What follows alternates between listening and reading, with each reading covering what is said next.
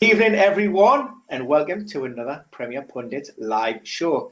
Apologies for the delay in the start, slightly later than scheduled, but rest assured it will be worth the wait. Back after a long time away, the guys from the Late Fitness Test. My co-host this evening, we have Stel and Mr. Johnny Wilson in the house. How are you doing?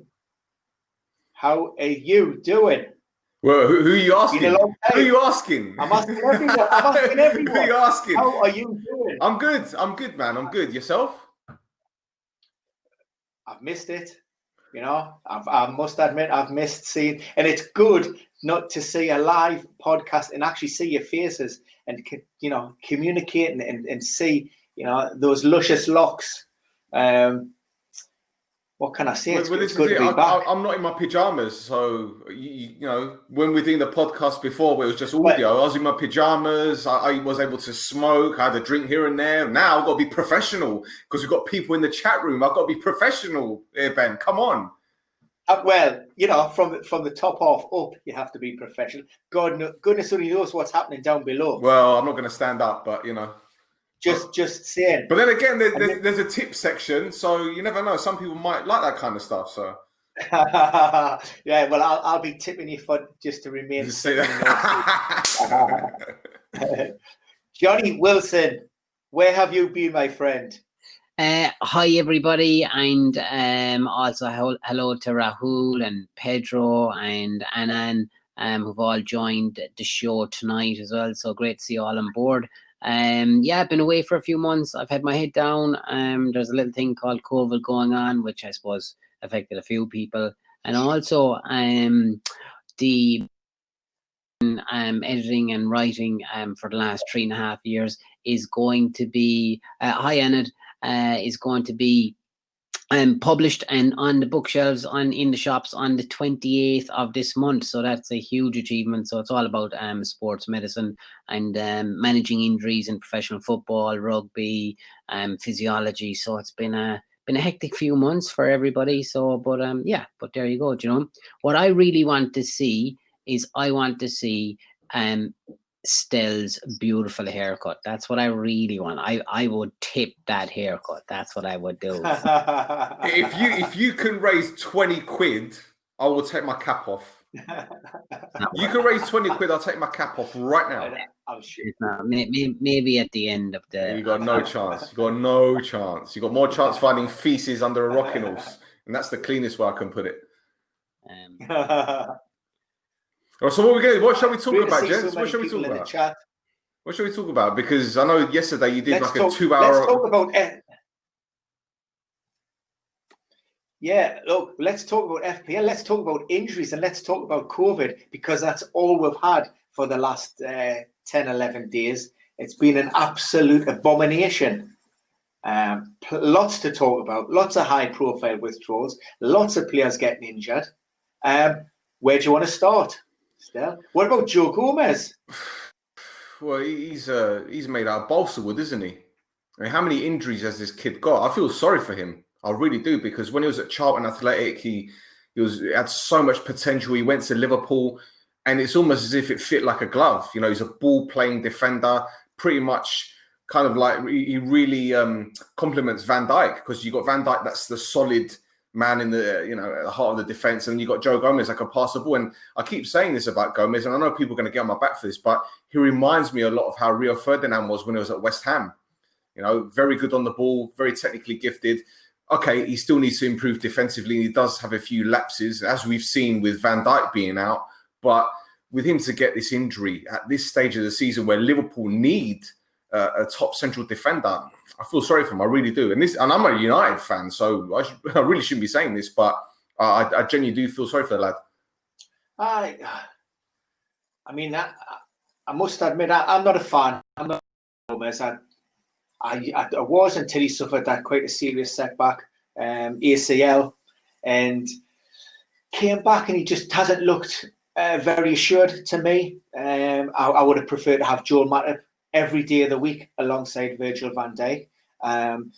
Liverpool reluctant to give any kind of time frames or you know, they're still hoping that Joe Gomez will be back before the end of the season. I'm putting it out there now, and Johnny may tell me different. I say there's absolutely no chance whatsoever in that. I mean, they also said the same about Virgil van Dijk, by the way, who also, I'm saying, has got no chance of playing this season. I may, be forced to eat those words down the line. But Johnny, patella tendon rupture, non-contact with England training. Joe Gomez, what you say? Back within 6 months? I mean, it's a tough one. 6 months is reasonable enough. However, given the fact that this guy has had some serious in the past, I mean, if you look at what we're talking about getting back into high risk, high consequence here. So it's not a case of meandering, on Sunday League football. So, coming back at 6 months, you've got high risk, you've got high consequences. And I think he has suffered that certain. I don't want to be the guy who says, look, somebody is injury prone and so on and so forth. ACLs happen in football. They're to a penny at this stage. So you can't blame Gomez for that. He's at a major ankle injury as well. They happen in football. There's your second major one. Patella tendon rupture is probably, less likely to happen in football. When it does, you can end up with a lot of anterior knee pain. So the stuff that kind of causes a delay in return to training and playing is where the front of the knee just doesn't settle down. So it's quite painful going upstairs, downstairs, running, changing direction. But the ACL was on the opposite knee. So I'm led to believe that if he hasn't had any other structural damage, which they're saying he hasn't, then the knee is pretty stable. But the patella tendon attaches to the rectus femoris, and that is the muscle which very, very important muscle when it comes to running, sprinting, kicking, power. And anybody who's torn their rec fem, so it's a muscle that crosses the hip and the knee joint. So it goes over the patella, has a little bit of a flimsy kind of a sheath, and then it blends in with the patella tendon. Some people say the rec fem is actually the patella tendon. So if you've ruptured your patella tendon, you're certainly going to have an issue with your rec fem. Now, the rectus femoris injury, I call that the smiling assassin, because striking a ball at full force or sprinting at full force, then you're likely to tear your rectus femoris. And if you do that, that's a big injury. That's a very substantial injury. So coming back early, he's certainly at more risk of a rectus femoris injury, giving it a little bit more time up until that 12 months. Yeah, I don't think anybody's going to be afforded 12 months in professional football at that high level. The player won't tolerate it. I'm sure a lot of people around the club won't tolerate it. He's in good hands there. So, I've seen him come back in 6 months. If all goes to plan, I think, and he's got the experience of being injured. He understands what he's got to do in the first 4 to 6 weeks, getting over an injury. He's going to go through a lot of strengthening work. That's going to be graded up then into straight line jogging. Then he'll go into more intense activities. And, that the likelihood is that this guy could be sprinting at month 3, month 4. You got a guy who's sprinting at month 3, month 4 and striking the ball, pretty aggressively, then, he's going to be looking at you and asking questions like, I feel good. I feel fitter than I ever am. This is the kind of the language that'll be happening. I feel ready to go back in. Now, the return to play decision is going to be from the player. There may be some advice from the medical staff. There may be some advice from management, from friends, from teammates, from, pundits like ourselves. But at the end of the day, it's like there's no guarantees here. So it's very hard to predict. But if all goes to plan, then around that 6 month mark, you might be seeing on the papers that he's in training, full training. He might have a reserve game and so on and so forth. Do you know what? It's scary how before COVID, when we were doing the late fitness test, we were all saying, in fact, Johnny was the first one to say, the amount of games these players are playing is really going to take its toll on them. and we saw the influx of matches when Project Restart occurred, and then they hardly had the pre-season, and now the games are literally coming every 3 days. If it isn't league, it's Champions League, it's internationals, players are getting injured left, right and centre.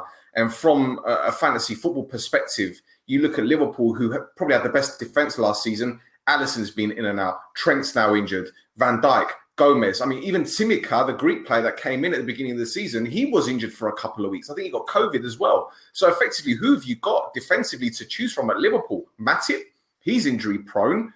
Who else can you choose? It's incredible. You got Robertson, who picked up a hamstring-related problem. Yeah. And then even further down the line, Reece Williams was released from under-21 duty because of a hip complaint.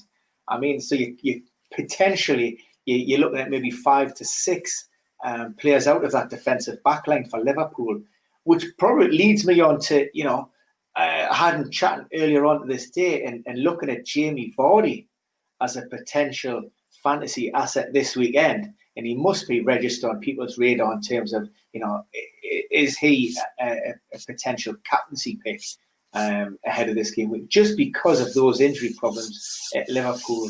I know the game's at Anfield, but, we know Jamie Vardy loves a goal against the Big Six. Yeah, true. But, the way I see it, right, and this isn't a knock on Brendan Rodgers, sometimes he does come across as a little bit arrogant. And I don't know if he's going to kind of jump the gun with his tactics at the weekend. I don't know if he's going to look at Liverpool and think, they're a bit ropey defensively, so we're going to push further up the field when it comes to, when we're on the ball and commit too many men forward. But isn't Kasper Schmeichel slightly, doubtful? Because he got a head injury, didn't he? No, yeah, travelled with the Danish national team. There was a lot of speculation with regards to whether he had been knocked unconscious or not. That was flatly denied by the Danish coach at the time. And Schmeichel basically came out and he said, look, it was a heavy knock. It looked a lot worse than it was. And he's involved with the national team. So, hey, but it's his dad's birthday today. That's probably why he wanted to miss the game, isn't it? So he can come back, go back to Denmark and spend the day with his dad, But no, listen, it's a great opportunity for Leicester. What is it? Is it at Anfield or is it at King Power? Yeah, it's at Anfield. And I can't remember the last time they got a result there. Last season they were unlucky. Last minute they gave away a penalty, which was a bit dubious. So, it could be their time. But they've got some good players this season, Leicester. They've really invested well. They brought in the Turkish fella, Cengiz Ünder, who's a pretty decent attack-minded player. I don't know if Jose Perez is going to feature. He's a good player. Obviously, Maddison. I'm not having there's no way I'm having Perez. Oh, he's a decent player, man. Come on. He's absolutely garbage. How many points did he get him last season? From an FPL standpoint, I do not, because I wouldn't even entertain bringing him into my side because he played about 5 good games for Newcastle, and that's when it started to pique people's interest, and they thought, wow, Perez must be a decent player. Go on, jug on. What did we get? 20 million for him?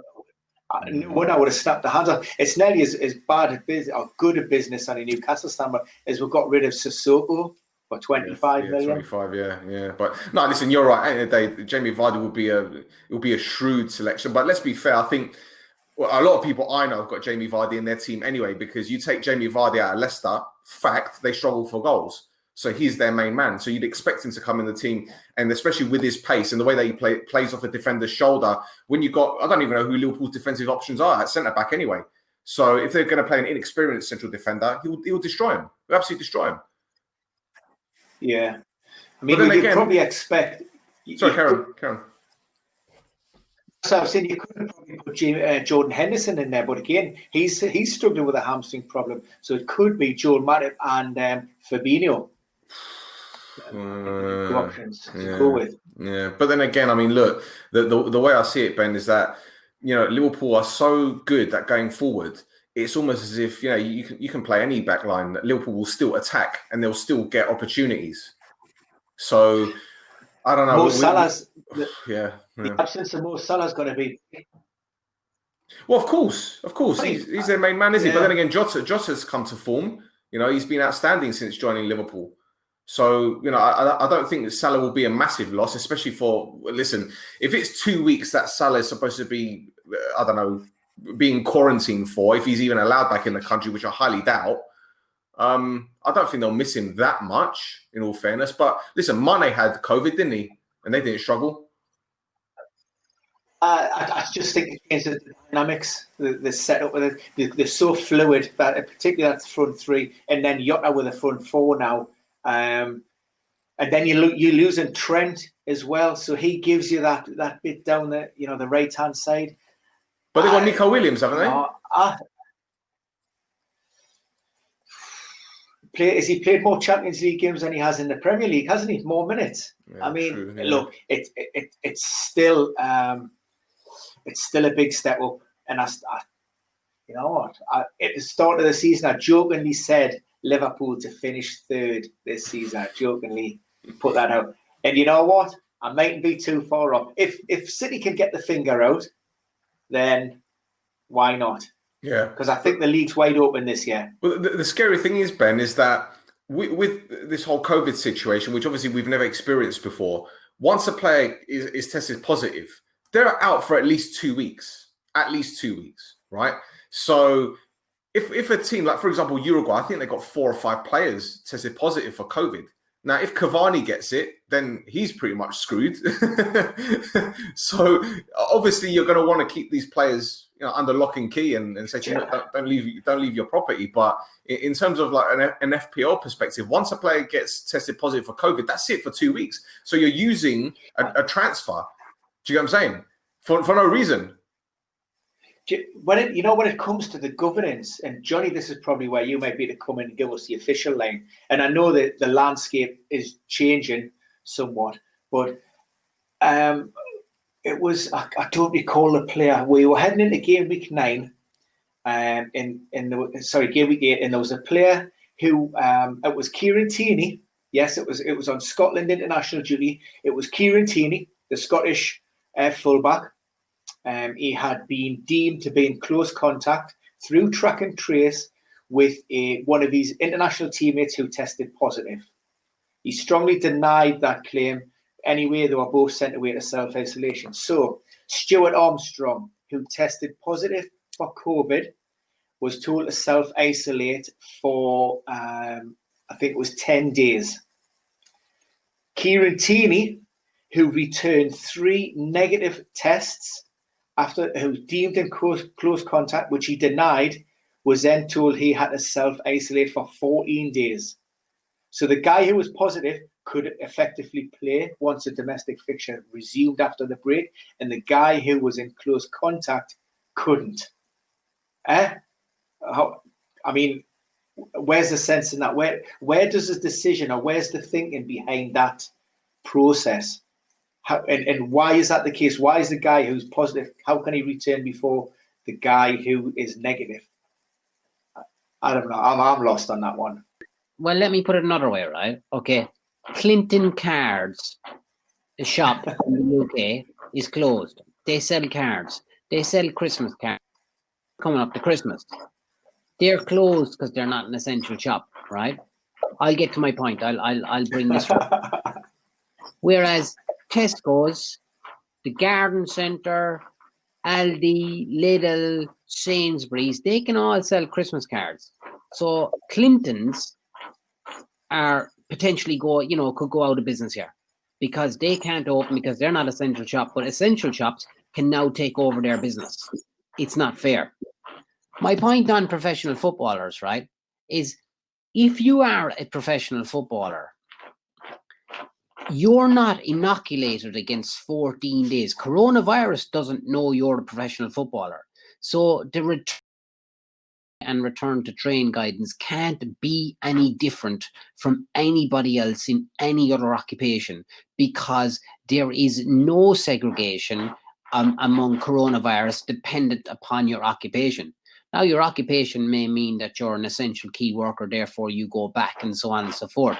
However, when it comes to the so-called science behind any of this, which is a load of bollocks, if you ask me, because it just keeps changing, and how they've managed this is just absolutely horrendous. Like, I mean, at the end of the day, you should be going to the GP and asking the GP to give you a letter to say that you're potentially at risk of coronavirus. Then the GP should say, all right, maybe you are, maybe you aren't. And then they give you a letter and saying, you know what, you can stay at home, protect the vulnerable, and so on and so forth.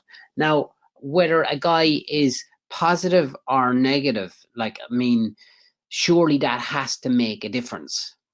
If you're negative and you're symptom free, you should be allowed to go back to training. The guy who's positive tested, if they're symptomatic, obviously they're not allowed to go back to training. Apparently within 14 days, you're not contagious, you know. But again, all we're doing really is looking at the statistics that come out today and then the day after and then the day after, and then we make up some rules about that. So, I have no idea. And I was involved in Project Restart in the Premier League. So I was there from day one when we were, you know, looking at phase one reintegration, getting, you know, players back into the training ground and going from small group training, then back into introducing competitive play and how did that manage. And, you know, it was just incredible. Great job done by the Premier League and everybody there. Absolutely phenomenal work to get that going. But now, with regards to this coronavirus, either we get on with this or we don't. And you know, as in they're saying that elite sport has got different rules because if your occupation, if your income is determined by sport, then you know you're allowed to go back and play. Well, there are plenty of people out there whose, you know, houses are on the line and they're not professional footballers. So why doesn't the same rule apply to those guys? I mean, it's crazy. The short answer to this is I have no idea anymore. I don't think anybody can make head nor tail. Apparently, it's you're trying to mitigate risk against, you know, spreading the disease. That's the party line. So if you can make whatever sense you want out of it, it's crazy. I don't agree with any of this stuff. So I'm not gonna give a party line on here. I don't care who I upset. Let me tell you a story just to confuse matters even more. Yeah, during half term in October, we went to Cyprus on holiday. But on the gov.uk website, it said you have to obtain, that being the key word, obtain a negative COVID test certificate within 72 hours of landing in Cyprus, whether it be at Buffos Airport or Larnaca Airport, right? So we did the COVID test on the Tuesday. We sent it off. They received it on the Wednesday. Friday night, we received our results, negative, right? Flew out Saturday morning, got there Saturday evening. They checked our passports, went through passport control. Then they went through security and they looked at the certificate and they go, sorry, it's run out. I was like, what? Yeah, it's got to be done within 72 hours. I was like, well, on the gov.uk website, it says you have to obtain it within 72 hours. They go, no, that's wrong. There's a, you know, the language, the literature on the website is incorrect. So we had to pay to have another COVID test done at the airport, but they let us go to our hotel and they said, we'll text you your results. Within 6 hours, we got our results and we were negative anyway. But if we were positive, we had to stay the whole week in the hotel and then go back to the UK on the Saturday.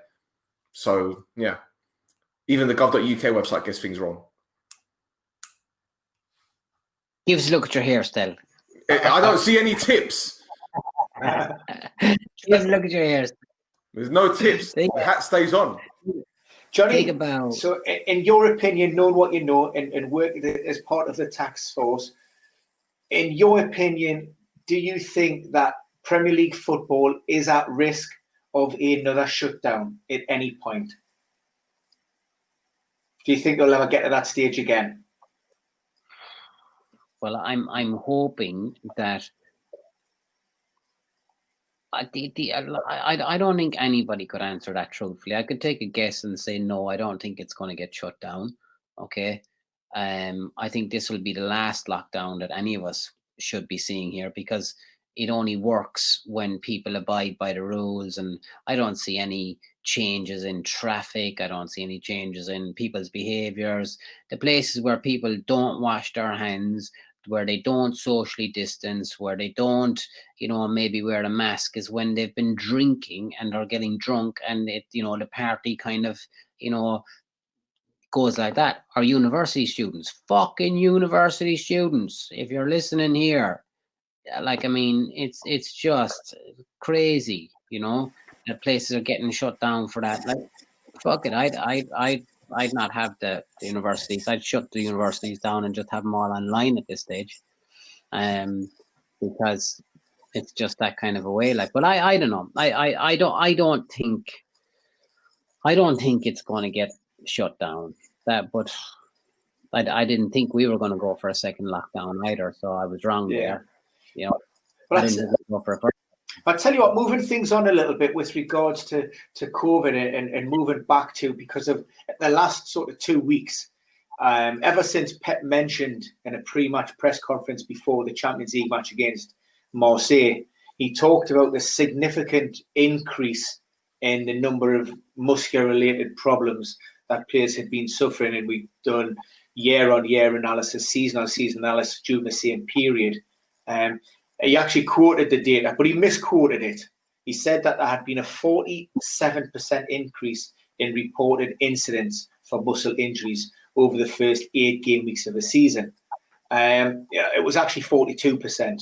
However, the reality was not all of those were time loss. And when it comes to time loss injuries, we've seen around about a 15 to 16% increase in the number of injuries.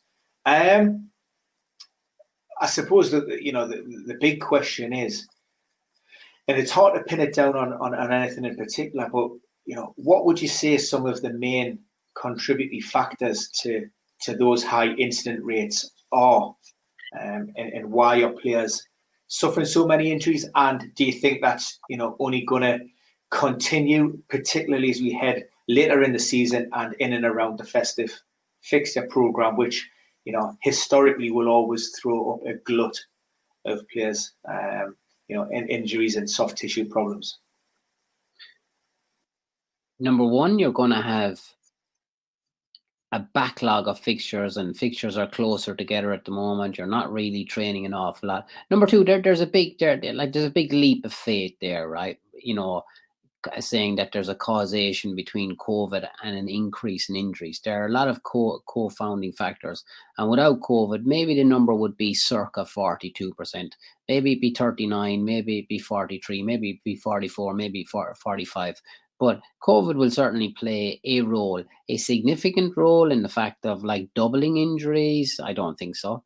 The game is getting faster. The demands are increasing, as in year upon year, we've got more fixtures that are closer together now. And because of COVID, maybe more games are being televised, and they're looking at that televised scheduling as well to make sure that fans get to see them. I know there's a lot of streaming going on as well. So there's a lot going on there. I mean, as in, managers as well, they use the data to, either to bolster their argument or to protect themselves or to kind of make an excuse for a particular result or something like that. If I was Pep and I was looking at my own injury data, I'd be fucking embarrassed.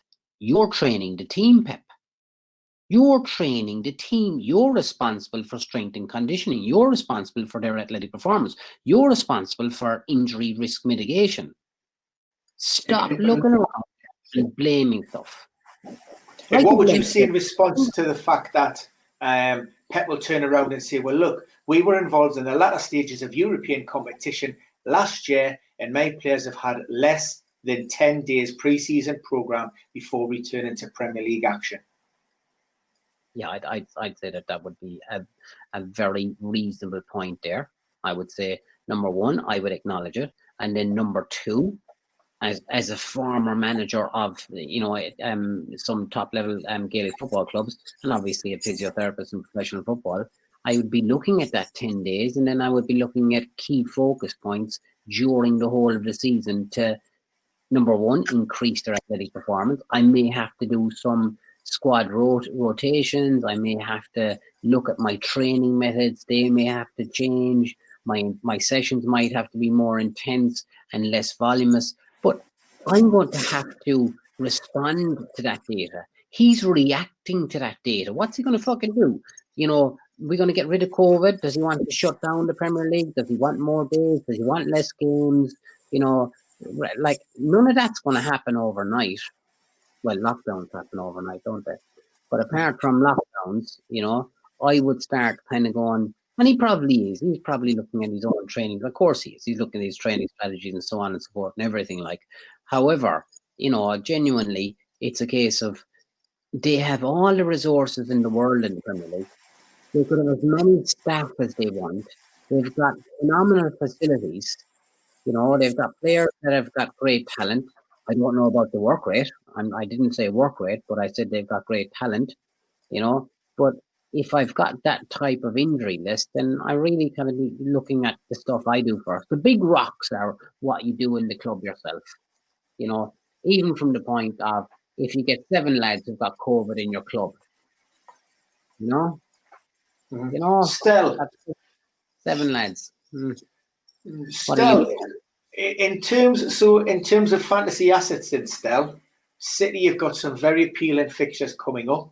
Mm-hmm. You'll take the Tottenham out the equation in game week 9, but then they'll have a run of Burnley, Fulham. They've got West Brom and Newcastle for the next 6. And given what Johnny's been saying, and given the indifferent start to this season, and this might be hard for you to take anyway, being a United supporter, but does that put you off the likes of the De Bruynes or the Sterlings? I know we're seeing Aguero's coming off the back of an injury. Jesus, he's back off an injury. So, the first question is, are City assets ever on your radar? Is it a heart over head moment? And if they have, because they've been such a powerhouse of the Premier League for the last couple of years, does this season concern you, given that those high-end premium assets just aren't delivering at this moment in time? In answer to your first question, I mean, I'm not one of these heart overhead kind of people. Like, if I know a player is going to get me points in FPL, I'm going to put them in. In fact, more often than not, I don't pick any United players because I don't trust them. To be fair, so at this moment in time, the only City player I've got is Kyle Walker in my team because I know that he's practically guaranteed to play every game. I would have put De Bruyne, but I stuck with Aubameyang, Mo Salah, then Ruben Neves. So I kind of mix my players that are either going to be regulars with players who I know are going to get me points. So obviously, I would have put De Bruyne in, but I chose to put in Aubameyang, and that hasn't seemed to work out so far because he's only scored twice this season for Arsenal, which ain't great. But no, that's the main answer to your question. I don't really have any loyalty when it comes to FPL, but City, as you quite rightly mentioned, they've been blighted by injuries this season, and it's been like that for the past couple of seasons. But going back to what you originally spoke about with Johnny, if it was Sean Dyche coming out and saying, "Oh, I'm struggling with injuries," I could understand it. But Pep Guardiola has spent over £800 million since 2016. Half of that has gone on defenders. Fact. So how can Pep Guardiola sit there and complain about injuries left, right, and centre when he spent enough money to buy 4 team lineups? 4. Let's not make any bones about it. He's spent enough money, right? And granted, people are going to say to me, well, what about net spend? Okay, his net spend is 500 million. That's still £500 million. So what? This guy cannot complain about injuries when he's the coach, he's the one putting them through the training sessions, right? Okay, they've played a certain amount, numerous games, and I know they won 3 trophies, or however many trophies it was a couple of seasons ago. But the fact remains, right? He's spent enough money on players. He's got a squad. He's got an academy there, and he's not trusting the youngsters. So who's he got to blame? Himself. He's the only person to blame. I mean, I tell you, I ran some data this week, and obviously Pep, along with Klopp, they're big advocates of reducing this 5 substitute rule. Well, of course. Manchester City, would you like to have a guess at how many substitutes they've actually used this season? Bear in mind, potentially you've had 8 games, 3 substitutes. There's out of 24. Now there's 5 teams in the top flight who have utilised the maximum amount. They've used every substitute. Arsenal, Newcastle, I think maybe West Brom. Now there's 3 teams that have used less than 20. Has had any guess at who those would be? City, Liverpool, and Well, City, Liverpool. you mentioned them before, Sean Dyche. So Sean Dyche Burnley. at Burnley, and they have had quite an extensive injury list and a threadbare squad. But Pep Guardiola has only used 14 substitutes across his 8 games this season. Now, somebody who's pushing for this, the reintroduction of 5 substitutes, it doesn't exactly make a strong case for that. I mean, Johnny, would the research tell us that, would we see significant changes in the number of players sidelined through injury if the Premier League was to throw back in the 5 substitutes as we did see during Project Restart? Yeah, well, your exposure would be, you're spreading your exposure over more players, which means that they've got less opportunities or less accumulation of time to collect a potential injury, a potential fatigue-based injury, let's say. Also, the longer you're out on the football pitch, there are more chances that you could end up with a contact injury, that you might end up with, somebody, a non-contact ACL even. So the longer you're out there, the more chances you have of getting injured. So certainly it would help to risk mitigate. However, it only works when you use the substitutes. So if you're not using the substitutes, then you increase your risk. So you've really got to, if you really want to spread bet, then you have to use the 5 substitutes. The water breaks were also during the start of the COVID for Project Restart. I don't think that they made much of a difference to it there. What I will say, because I obviously had to go to all the games, I was in the stadiums when there was nobody in the stadiums. And I felt the games were slower because you didn't have the pressure of the fans, wanting you to go and attack. And it was very little that I seen of good games, to be fair. I had a couple of discussions with a couple of the guys that I was working with at the time from the Premier League, and they were commenting on how good the games are. And I was like, I looked at the games, I was thinking, I don't think these are very good games at all. I think they're very boring. The game was a lot slower than it was the season before. So, yeah, you could say, common sense would say to you that if you've got more substitutes, if you use them, then, you've got more chance of more players getting injured, but less chance overall, I think. Ask me something. When you've got this international break, and it seems like it's gone on for an eternity, to be honest.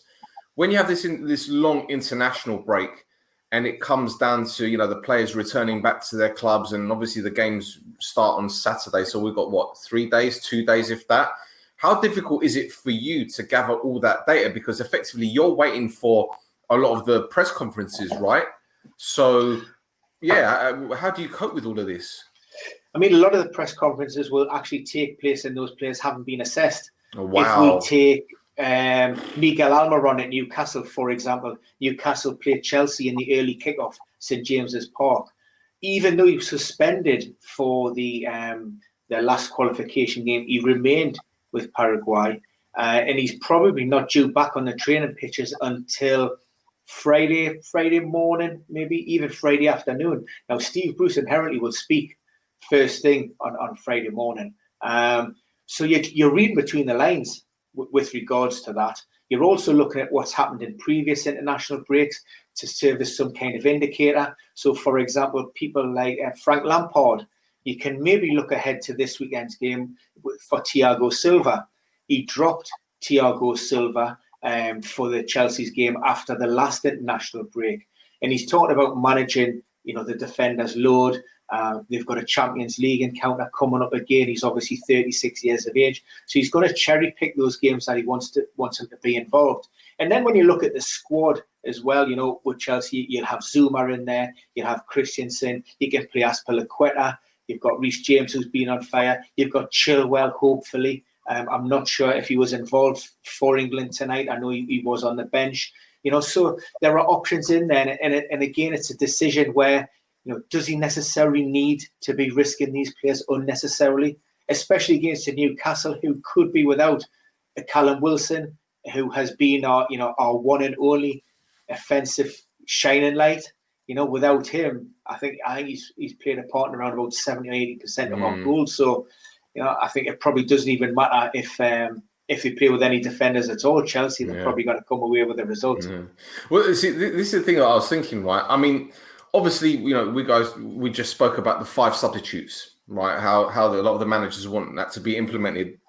In that case, surely the FPL must think about changing the game slightly, because I've made 2 free transfers this week, right? And okay, one of them was my fault because I didn't take Vinagre out, and even I know he went to Olympiacos weeks ago, but I forgot to take him out. So I thought, let me change him before I forget. And then Trent got injured, so I took him out. So I've made 2 changes, but now Salah is out potentially for 2 weeks. Surely FPL or the developers, whoever's created this game, should say, right, these are special circumstances now. The game has changed because of this virus. Then we need to change the game itself to cater to these issues that we're having. Because, okay, granted, I'm not saying put in a wild card or 3 or 4 wild cards as opposed to the 1, but make it 4 changes a week. Because we're seeing more and more people get injuries because obviously the load, because of these international games. We're seeing more and more COVID cases. Come on, man. Like, I know it's difficult enough as it is, but give us a chance. I mean, to the man in the street, it all seems fairly simple and straightforward. You add that. Let us just throw into the mix that one, when we were shut down for, the original lockdown back in March, you may or may not have noticed that the FPL weeks continued to click through. There was no way of pausing that. They didn't have any backup. They didn't have any system that said, well, what do we do here? Everything was still tracking it as normal. And it took, several months for them to be able to tag on in the end, those game week 38 extras. It didn't suddenly revert back to game week 31. As far as the game was concerned, they had been and gone, and everybody just got 0. I think it was a bit of a wake-up call in terms of, like you say, the development of the game. But I wouldn't expect anything really to happen overnight with that. And as you do with, within the Premier League, you're going to have managers who are for the idea, and then you're going to have the others who turn around and say, well, I tell you what, you need to plan a little bit better, make sure you've got strength and depth on that bench, and if the worst case scenario should happen, then you've got the backup there. There may be a mini wild card chip, possibly, that they could introduce. But at this moment in time, there's certainly no whisperings whatsoever from those running the official game of being any rule changes along those lines. All right, okay. So should I tell you my team for the weekend so far? Yeah, because I never play 4-4-2. I don't believe in playing 4-4-2. I always try to play 3 defenders, and my 3 defenders always going to be fullbacks. Always going to be fullbacks. But on this occasion, I've had to change it up a bit. So I've got Leno in goal, who lost me a lot of points against Villa. Kyle Walker, Kyle Walker, Gabriel. And the reason why I got Gabriel in, because I know that out of all the Arsenal defenders, he's probably the most reliable in terms of scoring goals and obviously keeping clean sheets. I've got Kyle Walker-Peters, who's been immense since joining Southampton. He's been absolutely fantastic. And I brought in Reguilon from Spurs. So, yeah, those are my 4 defenders. 3 of them fullbacks, right? Midfield, I've got Neves. Now, I don't know if he featured for Portugal. He might have done. Helder Costa. Aubameyang, who has done nothing this season. And Sam Maximan. And he always seems to be Newcastle's shining light. And up front, I've got Calvert-Lewin, who's been immense. And Timo Werner, and he started to do well. But you look at my subs bench, Schmeichel, who's doubtful, Salah, who's out, Rodrigo of Leeds, who's got COVID, and I've got Paul Parker's nephew, Johnson, on the bench. That's it. That's it. I'm expecting like maximum 25 points this weekend. What rank you sitting at then, Stel? How do I find out? I've got the app. Yeah. So I think on your main page on the app, if you scroll right down to the bottom on the first page. Right down at the bottom. Fantasy. Yeah, and it should give you ranked. Overall rank, forget it, 4.5 million. I would say is for template managers, you are not a template manager, by the way. No. It has been a rough start to the year. Like I say, when a lot of those managers would have been plumbing for the likes of the Kevin De Bruyne, the Raheem Sterlings, the Aubameyangs of this world, you know, they haven't kicked into gear yet. So don't worry. I had Sadio Mane in my team, and he got COVID, so I took him out and put Mo Salah in, and now Salah's got COVID. I mean, what's going on? Now, if I make another change, I get deducted 4 points, don't I? So I'm going into the weekend with -4, and that's even before players are listed as injured or not. So I don't know if Calvert-Lewin is going to be fit. I don't know if Timo Werner is going to be all right. His team just got spanked 6-0 by Spain. I don't know if he's going to be playing. Hey, man, you know what it is? Yeah, that's a cross we all have to bear. It's BS, that's what it is. I pulled the trigger on the wild card. Johnny, is this over your head?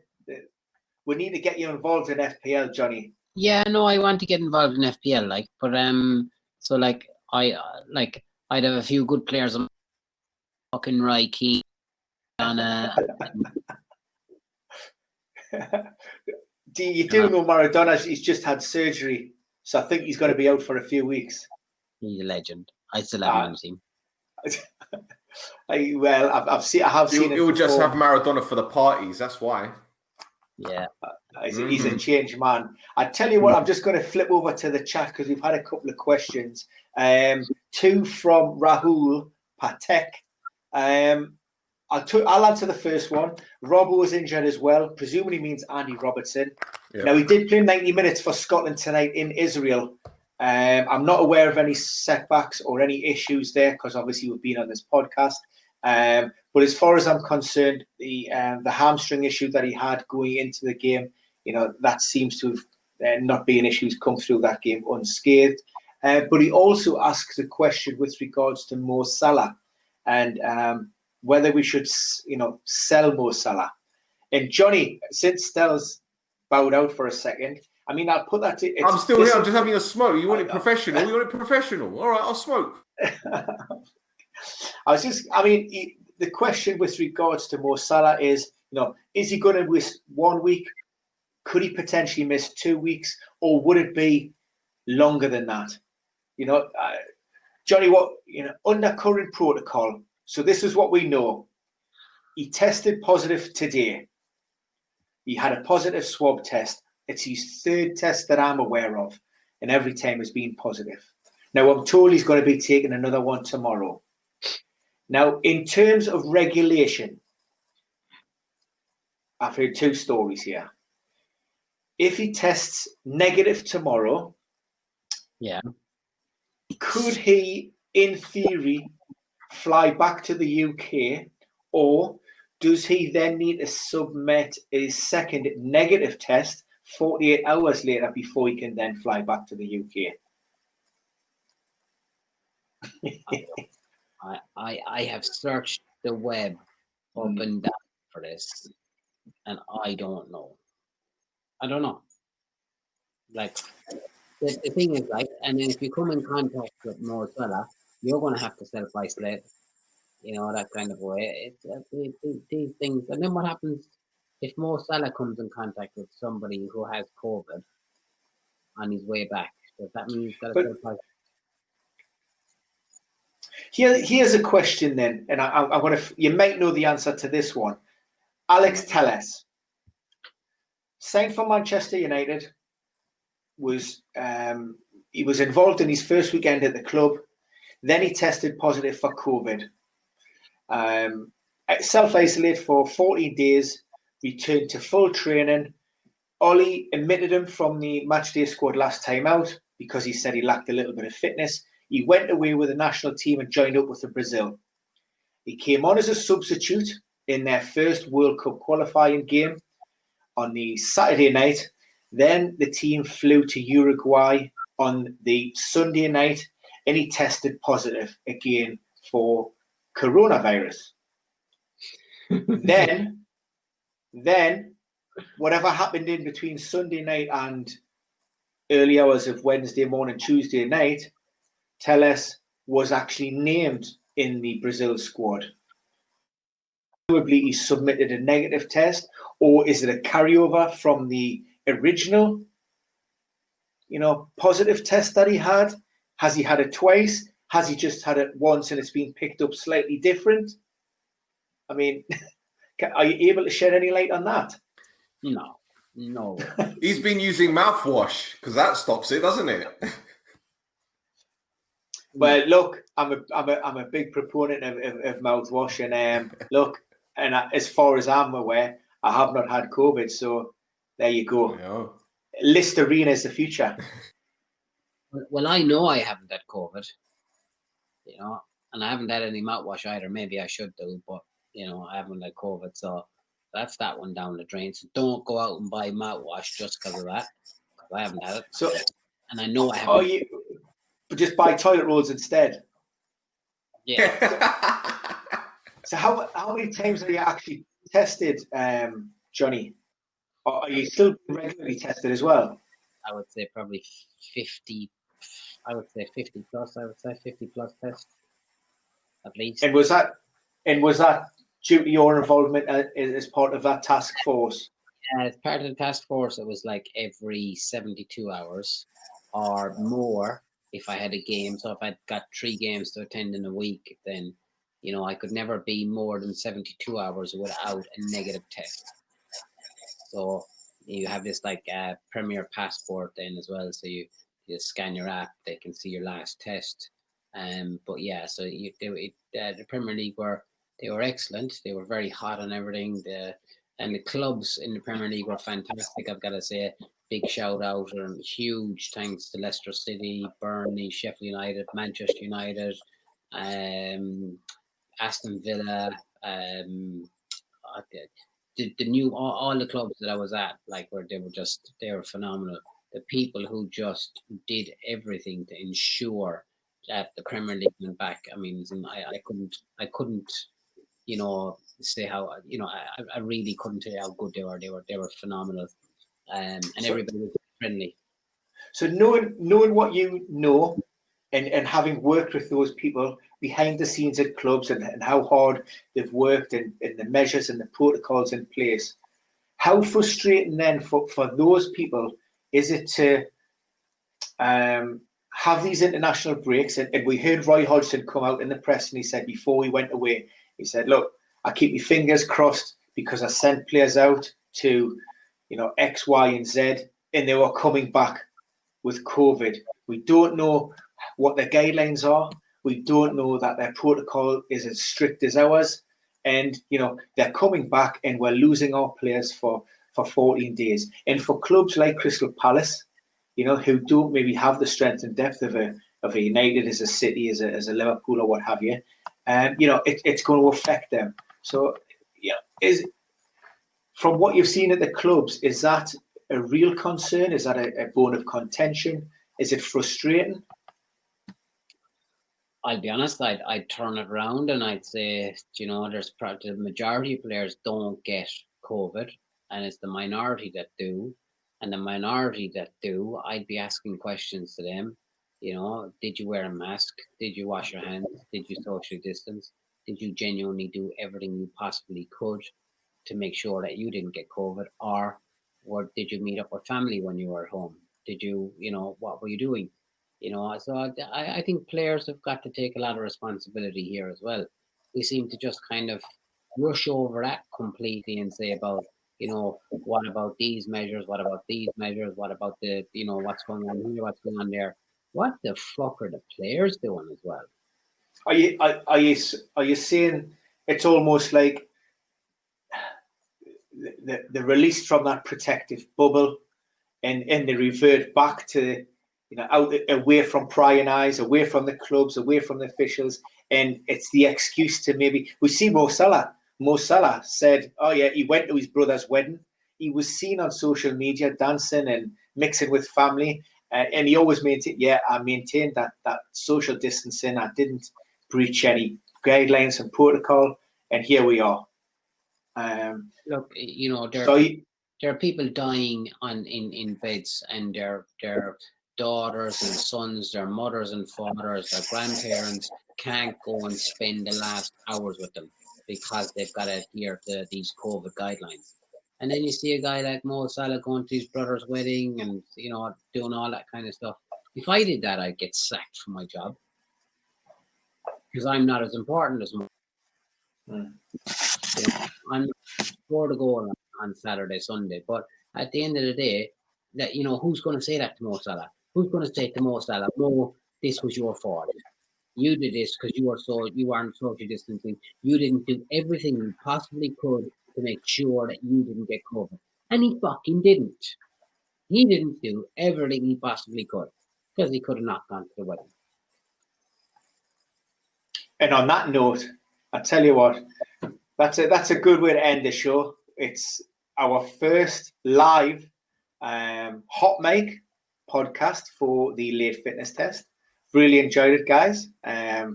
We've probably overrun, considering we started a little bit late, but there we go. Lots of people in the chat. Thanks again for all the great questions. Sorry if we've missed any.